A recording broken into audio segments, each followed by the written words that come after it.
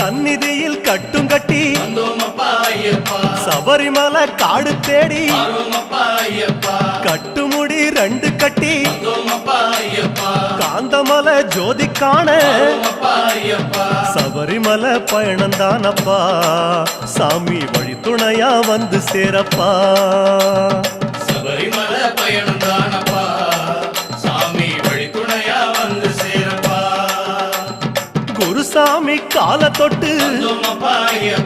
கூடி ஒரு சரணமிட்டு புலியேறும் பொன நினைச்சு புல்லரிக்க சரணமிட்டு